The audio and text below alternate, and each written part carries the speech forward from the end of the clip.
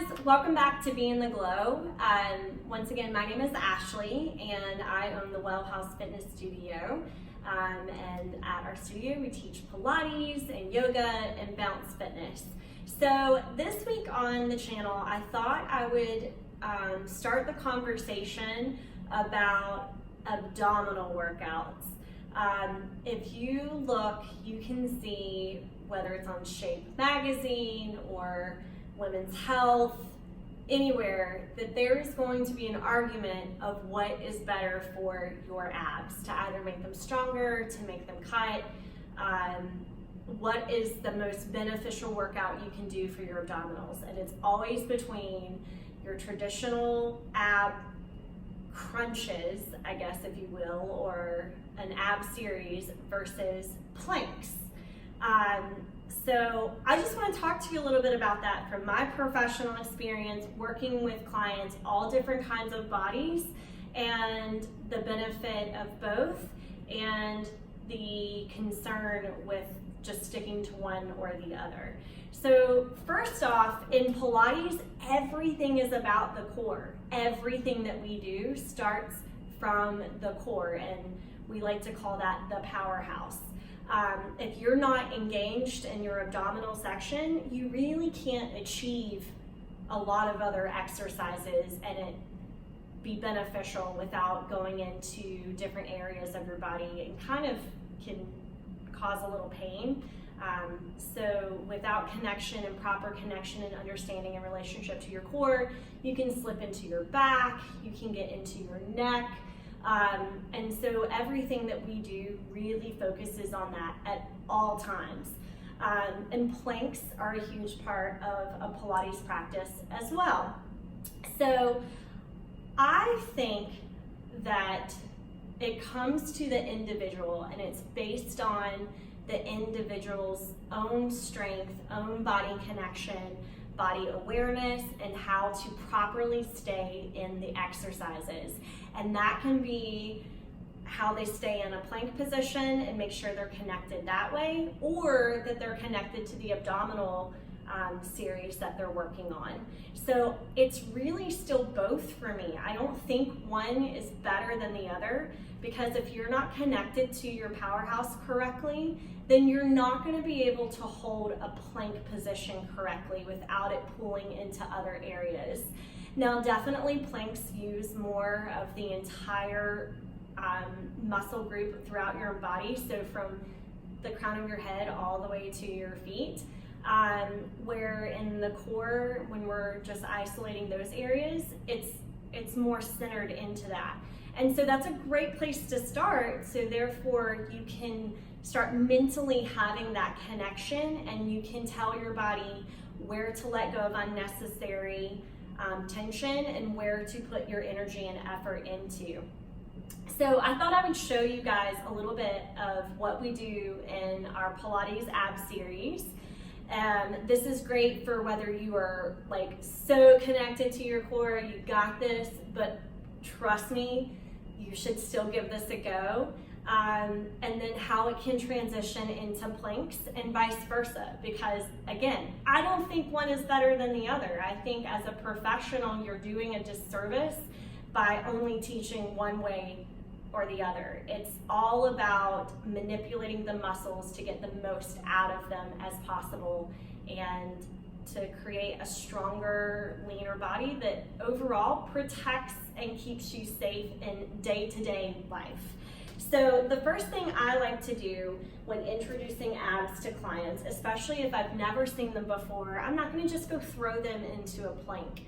That's a lot of alignment has to happen, and a lot of alignment correctly has to happen, and that's just a terrible way to get to know each other. Just be like, hey, go into a plank. I don't think that that's the best way. So what I like to do is take a ball, more of a squishy ball like this, and we get into a position that we call a C-curve hold position, where I'm literally going to take the shape of my spine and turn it into a C curve, like a capital C. So starting with your feet planted on the mat and your knees bent, I take a ball and place it back behind the sacrum.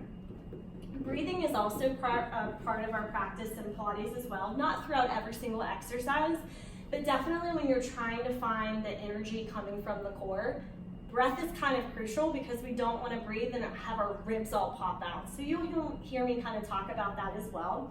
So to start, hugging the inner thighs, we call that the midline. Take the arms off out in front of you. They can be straight. I naturally tend to go to a bent arm from dance. But curl the tailbone. So I'm just curling the tailbone and the pelvis, and I'm pulling the navel down to the ball and hugging the inner thighs. Now by curling your tailbone and the posterior tilt, your pelvis, you're immediately kicking into the lower abdominal groove. From here, we're gonna inhale, round the spine back, and then exhale, think that you're keeping the belly button forward as the chest comes forward. I'm sorry, keeping the belly button to the ball as the chest comes forward. So we inhale, round back, and then exhale, keep the navel to the ball as the chest comes forward. We also kind of say, let's find a rib to hip connection, meaning that we're just creasing right here. I am already shaking, and I'm not gonna be a ripped muscle because I like to eat, but I definitely have a strong core. And some of my athletes, some of my top notch, they start shaking in this position. You're not doing yourself any harm by finding the abdominals. It's a great way to warm up the powerhouse and mentally connect to the muscle group. Then we can hold it back, a little lower and lift, pressing. Okay? Then you can take the challenge, and I like to take the ball in between the inner thigh or ankle at this point, or no ball, it's up to you. We don't ever want to close our legs together, we want to keep them in line, and do it without the ball. So we round down, exhale, round forward, again using that breath, inhale back, exhale forward, keeping the feet planted on the mat, hold it, curl a little bit deeper, and lower and lift here, okay? Always a great way to start with that. Then we go into an exercise, and I'll get rid of the ball for now, that's called a roll up. So from here, this is kind of like maybe a more traditional sit up, but our knees aren't bent. You can still do that for like a modification. But again, flex the toes, chin towards the chest, and we round up, moving sequentially through the spine, and then roll it right back down. Now, if someone can't do this, they probably should not just go into plank. It's just not gonna work, there's no connection. Therefore, when they're flipped prone on their stomach, they're not gonna be able to hold their belly in and really utilize the point of that exercise. Then the other series is what we call our traditional abs series for Pilates. So we lie back down, taking your knees to our chest, and then lifting the head, neck, and shoulders, okay? This is where, again, you wanna use this time to engage the core, to let go of the energy out of the top of the traps, and to keep the knees in. We start with single leg stretch. So we inhale, pull the knee, exhale, pull it deeper, and then inhale, change.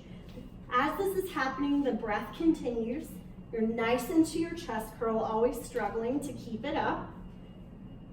And we don't let the belly pop up. Then we go to double leg, so we press it out, and then exhale, hug it back in. Press it out, and exhale. Then it's scissors, pull, pull, change. Now if you gotta take a break because you're feeling it too much in your neck, then do it. You can always lower back down, or just take a break in between. The next exercise is double leg lower lift. So I personally like to frame the back of my tailbone and my sacrum. Straighten the legs. If you're tight in the hamstrings, then of course bend, because this isn't about the hamstrings, it's about the powerhouse. Again, lift the head, neck, and shoulders, pull the belly down, and we take the shape down. Only go as low as you can maintain connection to the core and not dip into the back. This can also be done with your head down, or a modified version is one leg at a time, starting with the dead bug. You are still working your core tremendously, even breaking down this exercise. Then the last part of our ab series is crisscross. So we take our hands back behind the head, back into lifting nice and tall, and we twist and twist. So this kind of gets confused with the old school bicycle. That's not what this is. As I can hardly talk, trying to get the armpit, opposite armpit to the knee. Lift high through the center, and you lower back down. Rock yourself back up. That is a great way to start waking up the powerhouse, the abdominal muscles, and start figuring out if you're ready for a plank. Now, when we go into plank, of course there's great modifications for that. I'm not saying that if you're not fully connected, don't do it. That's not what I'm saying either. It's just about making sure what level you're ready for, that you're able to achieve the best position possible without dipping into the wrong area and truly doing your powerhouse the service of staying connected and challenging it. So again, we can start on, pull my pants up here. Start on all fours, and then the person can come back, or yourself, it's whatever. And you want to be able to have your shoulders directly in line with the wrist, okay? Keeping the belly lifted, lean into it. Just see if you can even hold this position. You don't want your bum out, all right? You still want to curl that tailbone, and you don't want your shoulders up by your ears. Everything is nice and glide down, okay? Now from there, you can lift up and come into your full plank, lean into it a little bit more because we want our heels high. This is what happens. We're here, or we're here, or we're here, or we're lopsided, or then the belly goes and you look like you've eaten way too much lunch or you might be pregnant. We don't want that. We want to keep it here. Everything is attached and leaning forward. If a person can't do that, then that is not the best exercise for them in that moment for an ab series. So I just wanted to, again, show you options. And I don't think one is better than the other. They're both super important and crucial.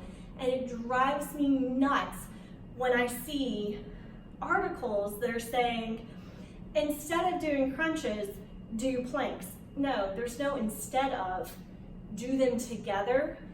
Do them with 100% connection of that mental connection to the muscle group, and do them all the time in the correct way. It's only gonna benefit you. It's gonna make your relationship to your body better. It's going to make you stronger, and you're going to get the most out of the exercise, which is the whole point. So I hope those are good tips, and let me know if you guys give anything a go. If you have any questions, just ask in the comments, and we'll see you guys later. Bye.